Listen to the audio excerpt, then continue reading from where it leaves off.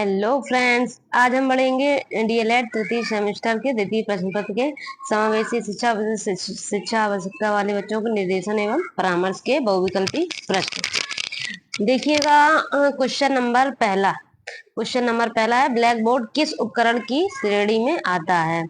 कठोर, मृदु, दोनों या कोई नहीं? तो ब्लैक बोर्ड कठोर उपकरण की श्रेणी में आता है। क्वेश्चन नंबर दूसरा, प्रतिभाशाली बालकों की इंद्रियां कैसी होती हैं?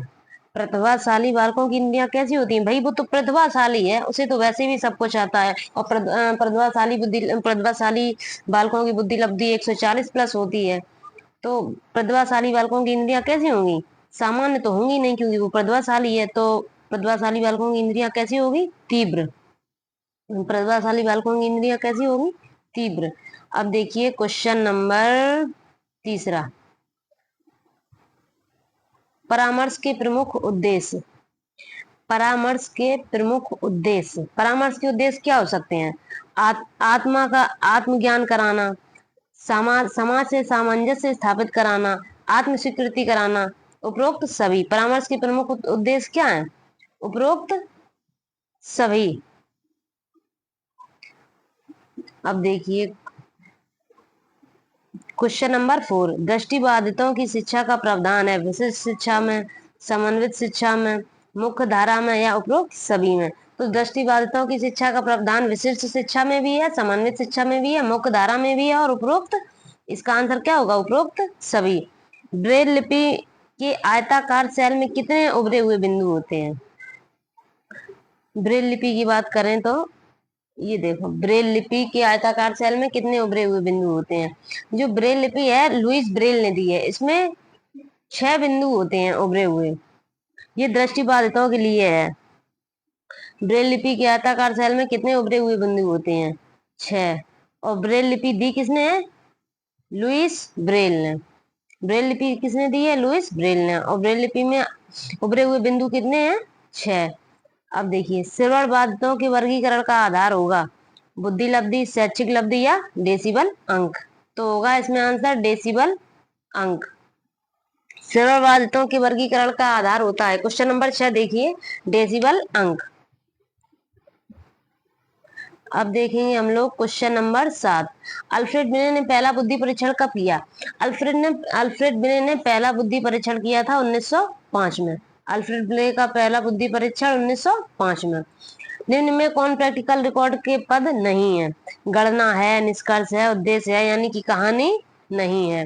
प्रथम मनोवैज्ञानिक प्रयोगशाला की स्थापना की थी? प्रथम मनोवैज्ञानिक प्रयोगशाला की स्थापना की थी विलियम बुंट ने। प्रथम मनोवैज्ञानिक प्रयोगशाला की स्थापना की थी विलियम बुंट ने। अब क्वेश्चन नंबर 10 देखिए,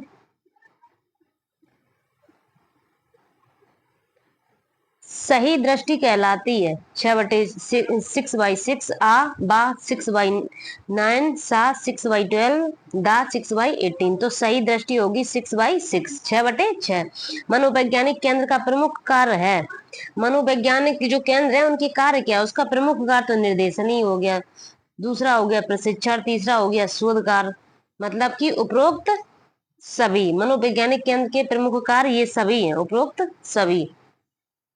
हकलाने के कारण है, हकलाने के कारण है। अब देखिए, हकलाने के कारण वंशानुक्रम, हकलाने के कारण है, ये देखिए, हकलाने के कारण है वंशानुक्रम है कि वातावरण है या दोनों है? हकलाने के कारण वंशानुक्रम भी हो सकता है हकलाने का कारण, और वातावरण भी हो सकता है। हकलाने का कारण वंशानुक्रम भी हो सकता है और वातावरण भी हो सकता है। तो उपरोक्त दोनों। अब देखिए, शिक्षा प्रक्रिया में अनुकूलन की आवश्यकता नहीं होती। शिक्षा प्रक्रिया में अनुकूलन की आवश्यकता किसे नहीं होगी? अगर कोई श्रवण बाधित है उसे तो अनुकूलन की आवश्यकता होगी, अगर कोई अस्थि बाधित है उसे भी होगी, अगर कोई दृष्टि बाधित है उसे भी अनुकूलन की आवश्यकता होगी। प्रतिभाशाली बालकों को अनुकूलन की आवश्यकता नहीं होती है।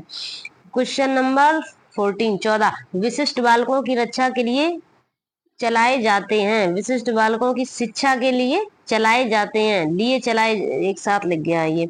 विशिष्ट बालकों की शिक्षा के लिए चलाए जाते हैं विशिष्ट कार्यक्रम, संवर्धन कार्यक्रम, उपचारिक कार्यक्रम, उपरोक्त सभी। विशिष्ट बालकों के लिए उपरोक्त सभी कार्यक्रम चलाएंगे, विशिष्ट कार्यक्रम भी, संवर्धन कार्यक्रम भी और उपचारिक कार्यक्रम भी। अब देखिए क्वेश्चन नंबर 15। अब ये देखिए, भारतीय पुनर्वास परिषद अधिनियम कब पारित हुआ? भारतीय पुनर्वास परिषद अधिनियम पारित 1992 में हुआ है। भारतीय पुनर्वास परिषद अधिनियम कब पारित हुआ है? तो भारतीय पुनर्वास अधिनियम 1992 में पारित हुआ है।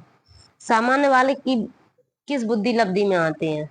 देखिए, प्रतिभाशाली बालक आएंगे, प्रतिभाशाली बालकों की बुद्धि लब्धि होगी 140 प्लस, और सामान्य बालक आएंगे 90 से 110 की कैटेगरी में। तो सामान्य बालक किस बुद्धि लब्धि में आते हैं? 90 से 110। आंसर आएगा 90 से 110। ठीक, सही नहीं लग पा रहा, अभी लगा। विशिष्ट आवश्यकता वाले बच्चों में सम्मिलित नहीं है। विशिष्ट आवश्यकता वाले बच्चों में सम्मिलित नहीं है सामान्य बालक, दिव्यांग बालक, तीव्र बुद्धि वाले बालक, इनमें से सभी। अब देखिए, विशिष्ट बालक कौन होते हैं? विशिष्ट आवश्यकता वाले बच्चे कौन से हुए? अधिगम क्षमता है, या अस्थिबाधित है,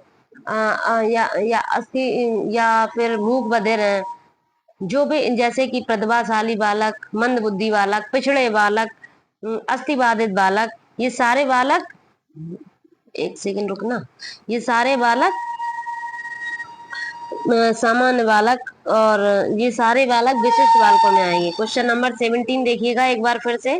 क्वेश्चन नंबर 17 देखिएगा। विशिष्ट आवश्यकता वाले बच्चों को सम्मिलित नहीं किया जाता है। जो विशिष्ट बालक होते हैं वो कौन होते हैं? एक तो अधिगम क्षमता होती है, उनमें बाघ दोष होते हैं, श्रवण बाधित होते हैं, पिछड़े बालक होते हैं। लेकिन जो सामान्य बुद्धि बालक होते हैं वो विशिष्ट बालकों में सम्मिलित नहीं होते हैं। सामान्य बालक विशिष्ट बालकों में सम्मिलित नहीं होते हैं। अब क्वेश्चन नंबर देखिएगा 18। क्वेश्चन नंबर 18, ब्रेल लिपि का विकास किया है क्रिक ने, इताई ने, लुईस ने, एलिस ने। तो ब्रेल लिपि का विकास किसने किया है? लुईस ब्रेल ने। ब्रेल लिपि का विकास किसने किया है? लुईस ब्रेल ने। इसमें 6 उभरे हुए बिंदु होते हैं, और ब्रेल लिपि का विकास किया है लुईस ब्रेल ने। क्वेश्चन नंबर 19, भाषा कौशल के विकास हेतु उपकरण है कंप्यूटर, ये भी भाषा का उपकरण है। दृश्य श्रव्य सामग्री, ये भी भाषा उपकरण का कौशल है। भाषा प्रयोगशाला, ये तो है ही भाषा का कौशल। तो उपयुक्त सभी, आंसर आएगा उपयुक्त सभी। अब क्वेश्चन नंबर 20 देखें। भारतीय पुनर्वास परिषद की स्थापना हुई। देखो, भारतीय पुनर्वास पारित हुआ 1992 में, और भारतीय पुनर्वास परिषद की स्थापना हुई 1993 में। भारतीय पुनर्वास परिषद की स्थापना हुई 1993 में। और एक क्वेश्चन देखिएगा ऊपर होगा, भारतीय पुनर्वास परिषद की स्थापना हुई 1993 में। अभी वो दिख नहीं रहा। ये देखो, भारतीय पुनर्वास परिषद अधिनियम कब पारित हुआ? जब ये आए कि अधिनियम कब पारित हुआ, ये देखो, ये देखो क्वेश्चन, अधिनियम कब पारित हुआ? भारतीय पुनर्वास अधिनियम कब पारित हुआ? तो होगा 1992। जब अधिनियम पारित होगा तो 1992, और स्थापना 1993। अधिनियम पारित होगा 1992 और स्थापना 1993।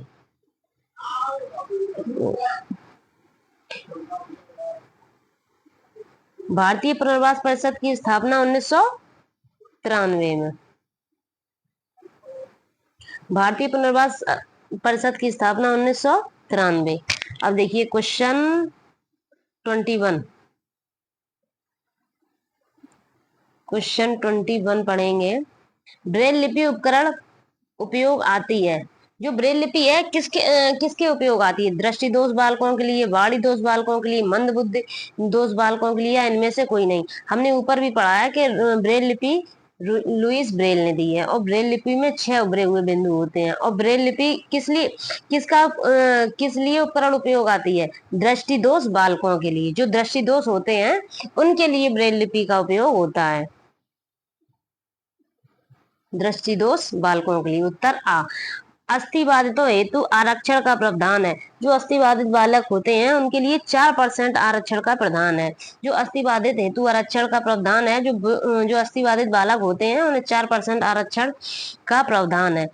क्वेश्चन नंबर देखिए 23। क्वेश्चन नंबर 23, अस्थिबाधितों हेतु संस्थान स्थित है। तो अस्थिबाधितों हेतु संस्थान कहाँ है? नई दिल्ली। अस्थिबाधितों हेतु संस्थान स्थित कहाँ है? नई Delhi. Question number 24। Question number 24 देखेंगे। विकलांग विशिष्ट शिक्षा के अंतर्गत कौन आता है? विशिष्ट शिक्षा। तो विकलांग भी आएंगे, रोगग्रस्त भी आएंगे, अक्षम भी आएंगे। विशिष्ट शिक्षा में या विशिष्ट बालकों में सिर्फ सामान्य बालक नहीं आते हैं। बाकी जो रोगग्रस्त होते हैं, अक्षमता होते हैं, विकलांगता होती है, वो सारे विशिष्ट शिक्षा के अंतर्गत आते हैं। बस सामान्य बालकों को विशिष्ट शिक्षा में नहीं रखा जाता है। जो प्रतिभाशाली हैं, पिछड़े बालक हैं, ये सारे कैसे हैं? ये सारे हैं विशिष्ट बालक। जो प्रतिभाशाली हैं, रोगग्रस्त हैं, ये सारे विशिष्ट बालक हैं। लेकिन सामान्य बालक विशिष्ट बालकों में नहीं आते हैं। अब देखिएगा क्वेश्चन 25। क्वेश्चन नंबर 25, परामर्श एवं निर्देशन देने वाली संस्था मनोवैज्ञानिक शाला उत्तर प्रदेश में स्थित है। जो परामर्श और निर्देशन देने वाली संस्था है वो मनोविज्ञान उत्तर प्रदेश में कहाँ स्थित है? तो ये है उत्तर प्रदेश के इलाहाबाद में। परामर्श और निर्देशन देने वाली संस्था इलाहाबाद। परामर्श और निर्देशन देने वाली संस्था मनोविज्ञान इलाहाबाद में। निर्देशन एवं परामर्श द्वारा बताया जा सकता है। अच्छा, अगर हम कोई आपको सलाह दें, गाइड करें या फिर परामर्श करें, गाइड करें या फिर तुम्हें कोई सलाह दें, तो इससे इससे क्या बताएंगे? हम यही तो हम आपकी एक्टिविटी देखेंगे कि आप किस क्षेत्र में अच्छे हैं, किस एरिया में आप अच्छा कर सकते हैं। तो अगर हम आपको परामर्श देंगे या निर्देश देंगे तो हम तो जानते हैं ना कि तुम किस फील्ड में अच्छा कर सकते हो। तो यही तो देंगे कि क्या बनने योग्य हैं। हमें ये पता है कि आप क्या बनने योग्य हैं, क्योंकि हमने देखा है कि आप अच्छा वर्क करते हैं, इस फील्ड में अच्छा काम आता है आपको, या क्या ना करने योग्य है। तो निर्देशन एवं परामर्श बताया जा सकता है क्या करने योग्य है और क्या ना करने योग्य है। आ और बा दोनों। अगर आप पढ़ने में अच्छे हैं तो हम बताएंगे कि आप टीचर बने या आप स्कूल में पढ़ाएं, ऐसा कुछ बताएंगे ना, क्योंकि हमें पता है कि आप पढ़ने में अच्छे हैं। तो क्या बनने योग्य है यही हुआ, और क्या ना करने योग्य है। अगर आप टीचर हैं तो हम आपसे ये तो नहीं कहेंगे कि आप मजदूरी करने लगो, क्योंकि हमें पता है आप पढ़े लिखे हो, टीचर हो, तो टीचर की लाइन में जाओगे। तो इसलिए ये है कि निर्देशन और परामर्श में यही बताया जा सकता है कि क्या बनने योग्य है और क्या बनने योग्य नहीं है। अब देखिएगा क्वेश्चन नंबर 27। एक सेकंड रुकना जरा इसे। 27, क्वेश्चन नंबर 27। अब आ गया, सही दृष्टि कहलाती है। ऊपर भी ऐसा ही सेम क्वेश्चन था कि सही दृष्टि कहलाती है। तो 6/6। प्रतिभाशाली बालकों की शिक्षा में क्या आवश्यक है? प्रतिभाशाली बालकों की शिक्षा में क्या आवश्यक है? तीव्र गति से अध्ययन, संयुक्त कार्यक्रम, व्यक्तिगत ध्यान, सभी। तो प्रतिभाशाली बालक हैं वो तीव्र गति से अध्ययन तो करते ही हैं, संयुक्त कार्यक्रम भी करते हैं और व्यक्तिगत ध्यान भी देते हैं। तो इसमें होगा उपरोक्त सभी। भारत सरकार स्वयंसेवी संस्थानों को अनुदान देती है। तो भारत सरकार स्वयंसेवी संस्थानों को अनुदान देगी 90%। भारत सरकार स्वयंसेवी संस्थानों को अनुदान देती है 90%। ये स्वयंसेवी संस्थान होते क्या? ये स्वयंसेवी संस्थान एनजीओ होते हैं, जिसमें अगर कोई एनजीओ खोले तो उसमें 10% जिसने एनजीओ खोला है वो लगाएगा और 19% भारत सरकार लगाएगी। 19% भारत सरकार लगाएगी। क्वेश्चन नंबर 30, समस्यात्मक बालक हैं झूठ बोलने वाले, चोरी करने वाले, माता पिता का कहना ना मानने वाले, उपयुक्त सभी। अब जैसे कोई बालक है तो वो झूठ बोल रहा है घर पे, घर से गया स्कूल की, मैं तो स्कूल गया था, स्कूल की तो छुट्टी है। अब जैसे घर आया, कोई चीज चुरा ली किसी की, अब कह रहा है मैंने तो चुराई नहीं। माता पिता का कहना, जो बच्चा जैसे माता पिता कहें कि वो चीज गलत है वो ना करो, और तब भी बच्चा करे, माता पिता का कहना मान नहीं रहा है।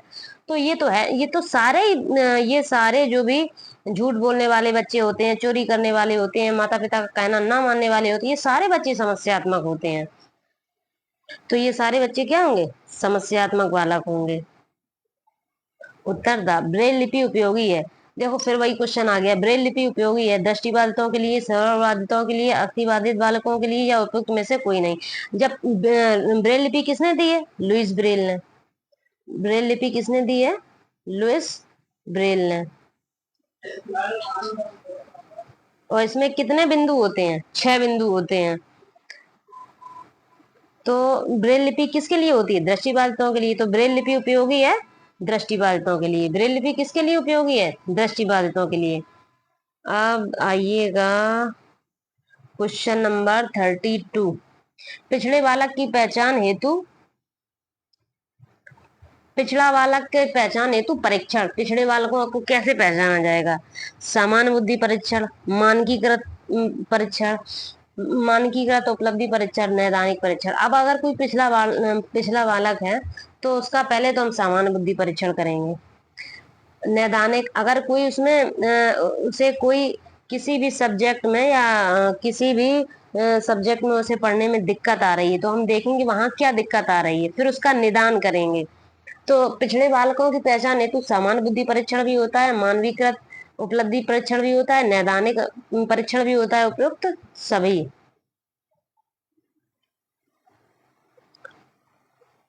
ये होगा उपयुक्त सभी। अब क्वेश्चन नंबर 33। ये क्वेश्चन नंबर 33 है, ये चीजें ये ज्यादा आती हैं, जैसे पूरी पूरी कोटेशन टाइप की हैं। ये चीजें बहुत ध्यान से पढ़िएगा आप लोग, क्योंकि ऑप्शन जो ऑप्शनल क्वेश्चन आते हैं ना, 15 क्वेश्चन, उसमें भी ज्यादा से ज्यादा ये कोटेशन ही मिलेंगे। वंचित होना, वंचित होना निम्न स्तरीय जीवन दशा या अलगाव को प्रोषित करता है। वंचित होना, वंचित होना जीवन दशा या अलगाव को प्रोषित करता है, जो कि कुछ व्यक्तियों को उनके समाज को संस्कृति उपलब्धियों में भाग लेने से रोक देता है। यह कथन है वॉलमैन का। वंचित होना निम्न स्तरीय जीवन, ऐसे याद करो, निम्न स्तरीय जीवन किसका कथन है? वॉलमैन का। वंचित होना निम्न स्तरीय जीवन, वंचित होना निम्न स्तरीय जीवन दशा या अलगाव को प्रोत्साहित करता है, जो कि कुछ व्यक्तियों को उनके समाज को संस्कृतियों को उपलब्धि को भाग लेने में रोक देता है। यह कथन किसका है? वॉलमैन का। यह कथन किसका है? वॉलमैन का। इसे एक दो बार पढ़ लो, क्योंकि ऐसी ये चीजें ज्यादा पूछी जाती हैं। क्वेश्चन नंबर 34 ऐसे ही पूछ देगा, ये कथन किसका है, इसलिए ये जरूर ध्यान से पढ़ें, ध्यान से 2-3 बार रिपीट करें, याद हो जाएगा। अब देखिए क्वेश्चन नंबर 34। बी एन दास के अनुसार वंचित बालकों का लक्षण नहीं है। बी एन दास के अनुसार वंचित बालकों का लक्षण नहीं है। उत्कृष्ट शैक्षिक उपलब्धि बौद्धिक विकास में क्रमिक हास, शैक्षिक उपलब्धि में क्रमिक हास, शैक्षिक जीवन का अपरिपक्व होने से समापन। तो उत्कृष्ट शैक्षिक उपलब्धि बी एन दास के अनुसार वंचित बालकों का लक्षण नहीं है। उत्कृष्ट शैक्षिक उपलब्धि। अब क्वेश्चन नंबर 35। बाल अपराधी बालकों के उपचार की विधि बताएं। अगर कोई बाल अपराधी बालक है तो उनकी उपचार कैसे किया जाए? एक, मनोविश्लेषणात्मक विधि द्वारा, मनोवैज्ञानिक विधि द्वारा, परीक्षण विधि द्वारा, या उपयुक्त सभी। तो उपयुक्त सभी। मनोविश्लेषणात्मक विधि भी उपचार के काम आएगी, मनोविज्ञान विधि भी उपचार के काम आएगी, परीक्षण विधि भी उपचार के काम आएगी। तो बाल अपराधियों के उपचार के लिए ये सारी विधियां काम करेंगी। उपयुक्त सभी। विशिष्ट वर्ग के बालक नहीं होते हैं। प्रतिभाशाली, विशिष्ट, देखो विशिष्ट आ गया, मैंने भी बताया था ना कि जो विशिष्ट है, विशिष्ट में सारे बालक आ जाएंगे। क्वेश्चन नंबर 36 देखिए, विशिष्ट में सिर्फ सामान्य बालक नहीं आते हैं। देखो वैसे ही क्वेश्चन है, विशिष्ट वर्ग के बालक नहीं होते हैं, प्रतिभाशाली नहीं होते हैं, पिछड़े बालक नहीं होते हैं, या सामान्य बालक नहीं होते हैं, विकलांग बालक। मैंने क्या कहा कि सारे बालक विशिष्ट वर्ग के हैं, बस सामान्य बालक विशिष्ट वर्ग में नहीं आते। अगर कोई प्रतिभाशाली है तो भी विशिष्ट है, अगर कोई विकलांग बालक है तो भी विशिष्ट है, पिछड़े बालक है तो भी विशिष्ट है, अधिगम क्षमता वाले बालक है तो भी विशिष्ट है। सिर्फ सामान्य बालक विशिष्ट बालक में नहीं आते। तो विशिष्ट वर्ग के बालक नहीं होते हैं सामान्य बालक। मनोविश्लेषणात्मक विधि के जनक कौन है? तो मनोविश्लेषणात्मक विधि के जनक हैं सिगमंड फ्रायड। अब इसमें पूरा नाम तो नहीं लिखा है, इसमें लिखा है फ्रायड। जैसे आप साइकोलॉजी पढ़ेंगे तो उसमें देखना सिगमंड फ्रायड आएगा, सिगमंड फ्रायड। मनोविश्लेषणात्मक विधि के जनक है सिगमंड फ्रायड। पूरा नाम है इनका सिगमंड फ्रायड, लेकिन यहाँ पे लिखा है फ्रायड। क्वेश्चन नंबर 38, प्रतिभाशाली बालक हेतु शिक्षण विधि है। प्रतिभाशाली बालक हेतु शिक्षण विधि है गतिवर्धन, संपन्नीकरण या विशेष पाठ्यक्रम, विशिष्ट कक्षाएं। जो प्रतिभाशाली बालक हैं उनके लिए गतिवर्धन शिक्षण भी सही है, और संपन्नीकरण या विशेष पाठ्यक्रम भी शिक्षण विधि सही है, विशिष्ट कक्षाएं भी सही है, और उपयुक्त सभी। अब क्वेश्चन नंबर 39 देखें। क्वेश्चन नंबर 39,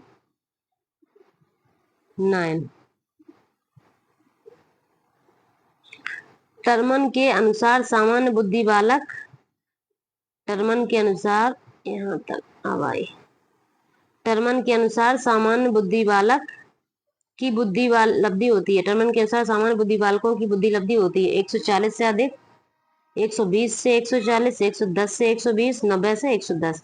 देखो सामान्य बुद्धि बालकों की बुद्धि लब्धि का क्वेश्चन 3-4 बार आ चुका है, और तीनों चारों में यही होता है कि 90 से 110 के बीच।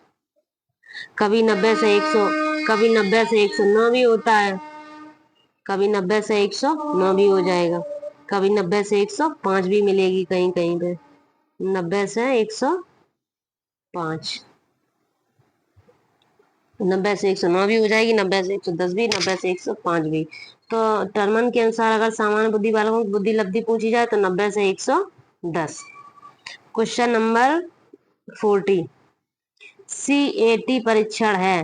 देखो CAT परीक्षण लियोपोल्ट और बेलक ने दिया है। CAT परीक्षण किसने दिया है? लियोपोल्ट और बेलक ने दिया है। ये बच्चों के लिए है या बालिकाओं के लिए है या वयस्कों के लिए या पशुओं के लिए है? तो CAT परीक्षण है बच्चों के लिए। CAT परीक्षण बच्चों के लिए है। क्वेश्चन नंबर 41, व्यक्ति को बुद्धिमत्तापूर्ण चयन एवं सामंजस्य के दी जाने वाली सहायता निर्देशन है या कथन है। देखो ये जो कथन होते हैं इन्हें बड़ा ढंग से याद करना, क्योंकि कथन ऑप्शन में मिलते हैं, फिर समझ नहीं पाओगे कि कौन सा किसने दिया है। अब देखिएगा, व्यक्ति को बुद्धिमत्तापूर्ण चयन एवं सामंजस्य को दी जाने वाली सहायता निर्देशन है, यह कथन किसका है? ऑर्थर जे जोन्स का है। व्यक्ति को बुद्धिमत्तापूर्ण सामंजस्य दी जाने वाली सहायता निर्देशन है, ये किसका है? ऑर्थर जे जोन्स का, ऑर्थर जे जोन्स का। क्वेश्चन नंबर 42, निर्देशन का प्रकार नहीं है। शैक्षिक निर्देशन, व्यक्तिगत निर्देशन, व्यावसायिक निर्देशन, लिखित निर्देशन। अब देखिए, अगर तुम पढ़ रहे हो, तुम्हारी कक्षा में कोई दूसरा पढ़ रहा है, अगर तुम्हें ठीक ठाक समझ आ रहा है शिक्षा कोई सब्जेक्ट, तो तुम दूसरे को बता दोगे, अपने फ्रेंड को, बगल वाले को, दोस्त को, ये शैक्षिक निर्देशन, तो ये शैक्षिक निर्देशन हुआ। अगर कोई सब्जेक्ट तुम्हें अच्छे से आता है, अगर तुमने अपने फ्रेंड को बता दिया, तो ये शैक्षिक निर्देशन हो गया। अगर कोई व्यक्ति है, उसके जीवन में कोई समस्याएं हैं, तो उसने दूसरे को वही समस्याएं बता दी, तो व्यक्तिगत समस्याएं हो गई। और व्यावसायिक समस्याएं, मेरा काम अच्छा चल रहा है, या फिर हम जानते हैं कि ये इस व्यवसाय में अच्छा कार्य चलेगा, तो हम बता देंगे कि ये व्यवसाय नहीं भैया, तुम ये काम कर रहे हो, तुम्हारा ये सफल नहीं हो रहा है, सक्सेस नहीं हो रहे हो, तुम दूसरा काम कर लो, उसमें सक्सेस हो जाओगे। तो ये क्या हुआ? व्यवसायिक निर्देशन। लेकिन लिखित निर्देशन क्या है? लिखित निर्देशन नहीं है, तो निर्देशन का प्रकार नहीं है लिखित निर्देशन, जो निर्देशन का प्रकार नहीं है। क्वेश्चन नंबर 43, देखिए व्यक्ति को एक बार और 41 देख लिए, बुद्धि को बुद्धिमत्ता पूर्ण चयन एवं सामंजस्य को दी जाने वाली सहायता निर्देशन है। यह किसका कथन है? ऑर्थर जे जोन्स का। और एक और क्वेश्चन था, सीएटी परीक्षण किसके लिए होता है? बच्चों के लिए। क्वेश्चन नंबर 43, निर्देशन तथा परामर्श देने का कार्य प्रारंभ होना चाहिए। निर्देशन तथा परामर्श देने का कार्य प्रारंभ होना चाहिए प्राथमिक स्तर से, उच्च स्तर से, माध्यमिक स्तर से या विश्वविद्यालय स्तर से। अगर प्राथमिक स्तर में तो बच्चा छोटा होता है, उसकी इतनी समझ नहीं विकसित होती है। निर्देशन तथा परामर्श देने का कार्य प्रारंभ होना चाहिए। प्राथमिक स्तर में तो बच्चा बहुत छोटा होता है, उसकी समझ भी बहुत कम होती है, तो उच्च प्राथमिक स्तर तक सही है। निर्देशन तथा परामर्श देने का कार्य प्रारंभ होना चाहिए उच्च प्राथमिक स्तर पर। क्वेश्चन नंबर 44, परामर्श से संबंधित उपकरण है। संचित अभिलेख, साक्षात्कार, आत्मकथाएं एवं निरीक्षण, उपरोक्त सभी। तो परामर्श से ये सारी उपकरण संबंधित है। सामान्य बुद्धि स्तर से बालकों की बुद्धि लब्धि होती है। सामान्य बुद्धि स्तर के बालकों की बुद्धि लब्धि होती है। मैंने ऊपर भी बताया था कि जो सामान्य बुद्धि लब्धि वाले हैं उनकी 90 से 110 भी हो सकती है, 90 से 109 भी हो सकती है, 90 से 105 भी हो सकती है। तो सामान्य बुद्धि स्तर के बालकों की बुद्धि लब्धि कितनी है? 90 से 109। अब देखिए ऊपर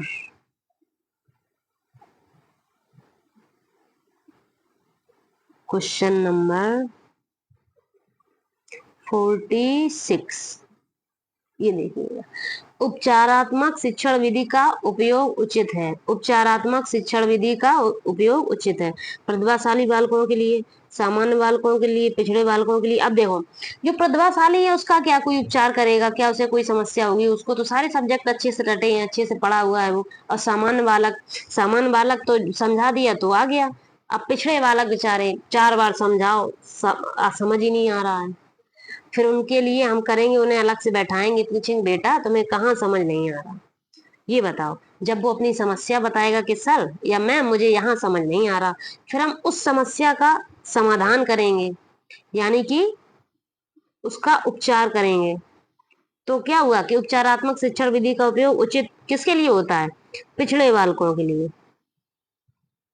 पिछड़े बालकों के लिए। क्वेश्चन नंबर 47, दृष्टि दोष से ग्रस्त बालकों के लिए उपयोगी लिपि होती है। देखो ये कितनी बार क्वेश्चन आ चुका है। दृष्टि दोष से ग्रस्त बालकों के लिए उपयोगी लिपि होगी ब्रेल लिपि।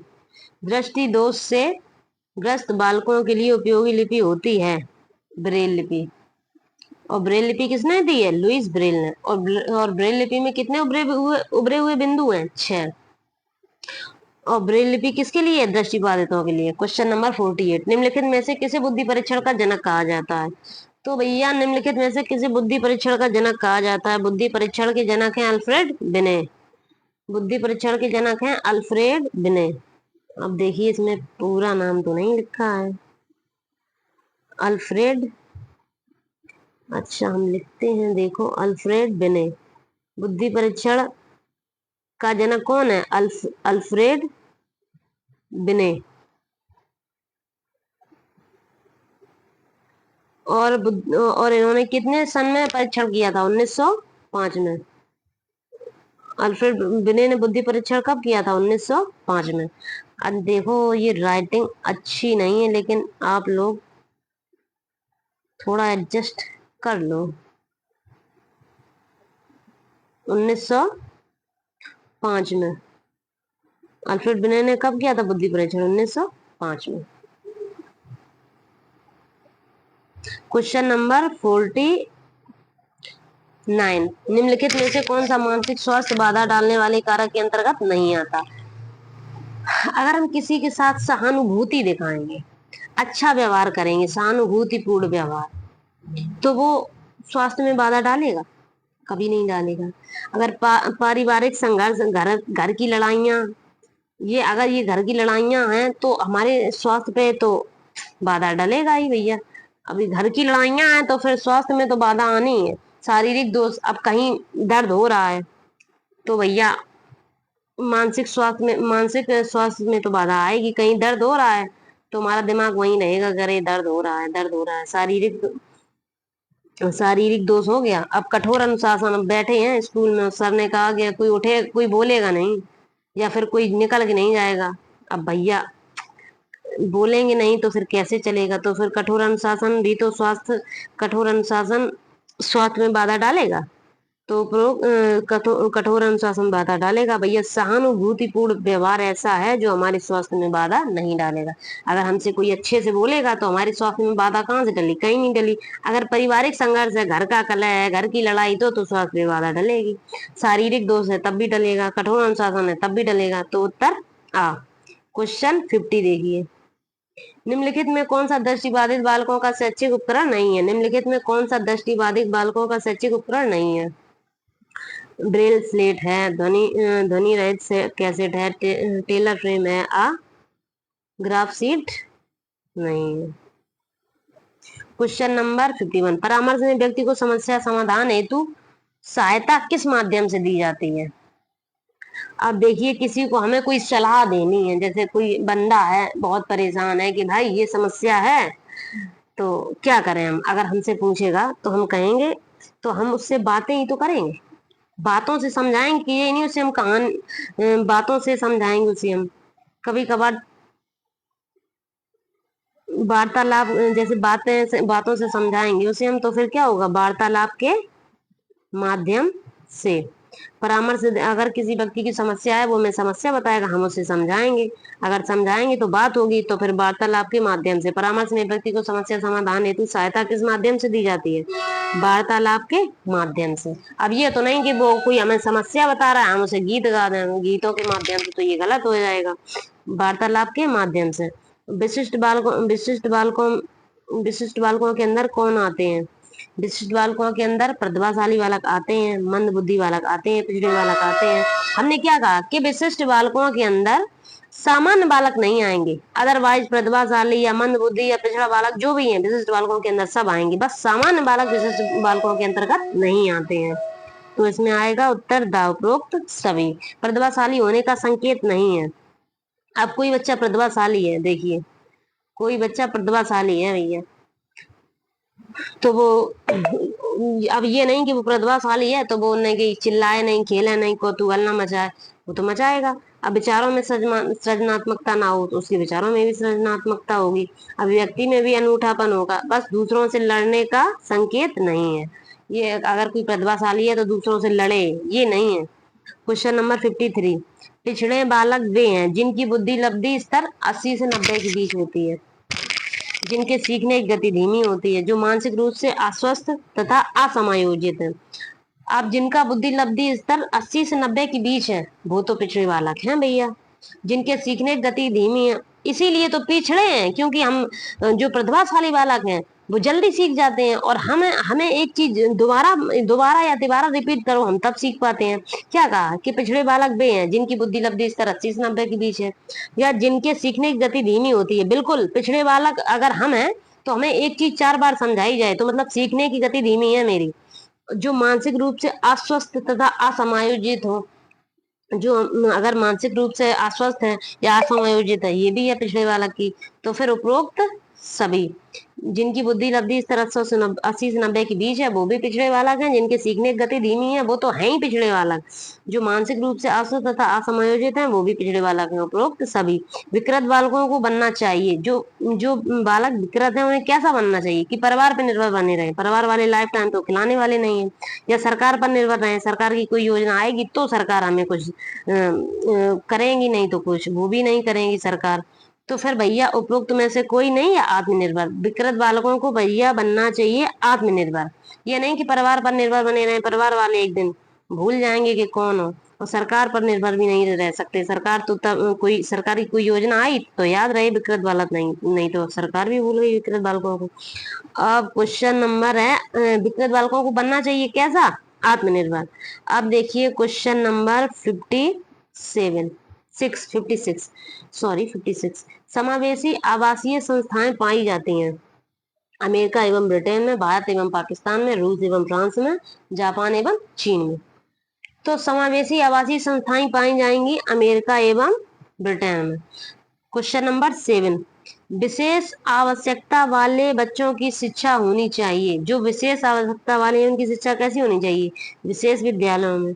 अन्य सामान्य बालकों के साथ, विशेष विद्यालयों में विशेष बालकों के साथ विकसित पद्धतियों के माध्यम द्वारा। तो जो विशेष बालक होते हैं उन्हें अन्य सामान्य बालकों के साथ शिक्षा, उनकी शिक्षा अन्य सामान्य बालकों के साथ होनी चाहिए। विशेष बालकों की शिक्षा अन्य सामान्य बालकों के साथ होनी चाहिए। क्वेश्चन नंबर 58, मानसिक रूप से पिछड़े बालक की बुद्धि लब्धि कम होती है। मानसिक रूप से पिछड़े बालक की बुद्धि लब्धि कम होती है। जो मानसिक रूप से पिछड़ा है उसकी बुद्धि लब्धि किससे होगी कम? भैया औसत औसत बालक तो वैसे भी 140 है, समस्यात्मक बालक से तो होगी नहीं। औसत बालक से पिछड़े बालक की बुद्धि लब्धि कम होती है, तो औसत बालक से पिछड़े बालक की बुद्धि लब्धि कम होती है, क्योंकि पिछड़ा बालक वही तो है जो औसत से पिछड़ जाए, तो वो पिछड़ा बालक।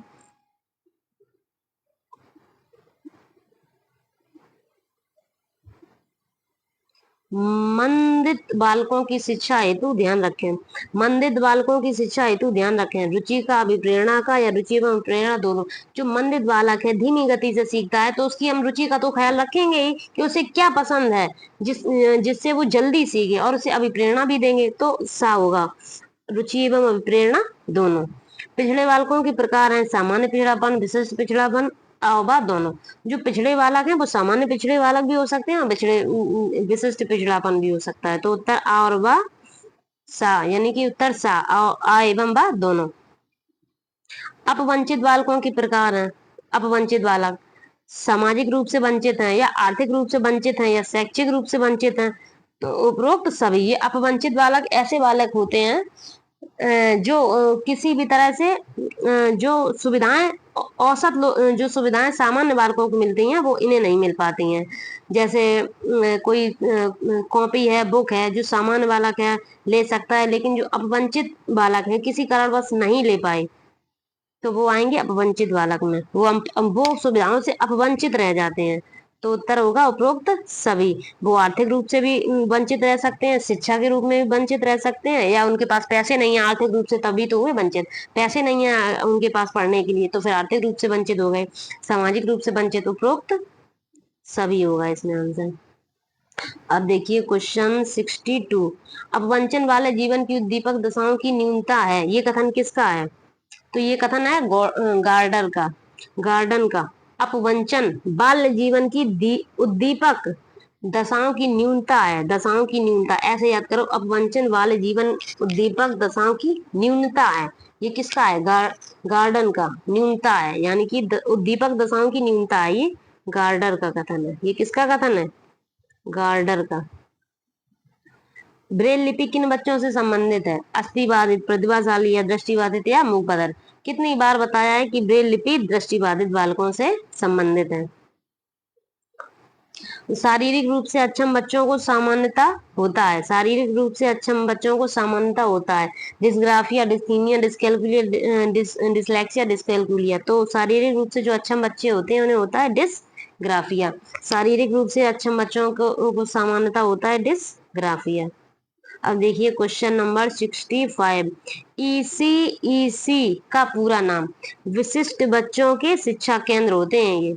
ईसीईसी ईसीईसी विशिष्ट बच्चों के शिक्षा केंद्र।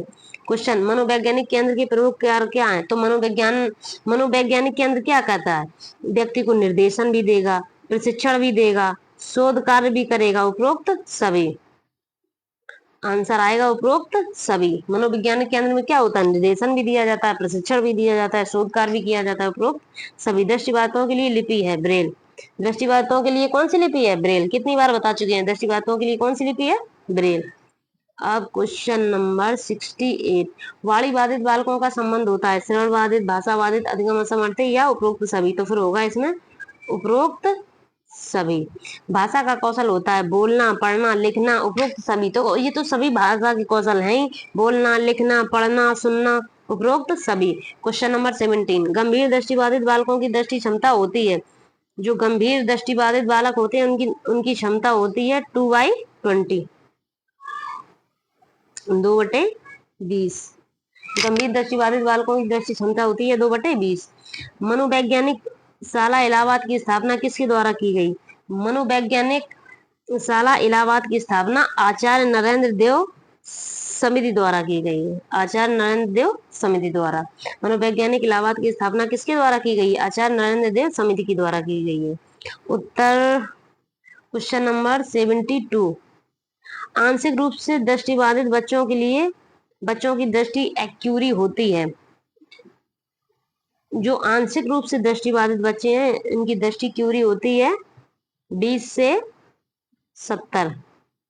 20 से 70 ये देखिए।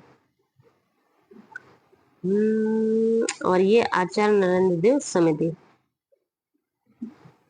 अरे बस तो फिर हेलो दोस्तों, अब बताओ ये हो गए 72 क्वेश्चन। अब आप लोगों के मैंने 72 क्वेश्चन करा दिए ऑप्शनल। तो आपको कैसा लगा और आपको कैसा लगा पढ़ने में और आप कहाँ से हैं? प्लीज एक बार लाइक और सब्सक्राइब कीजिए और बताइए आप कहाँ से हैं, कहाँ तक मेरी वीडियो पहुंच रही है।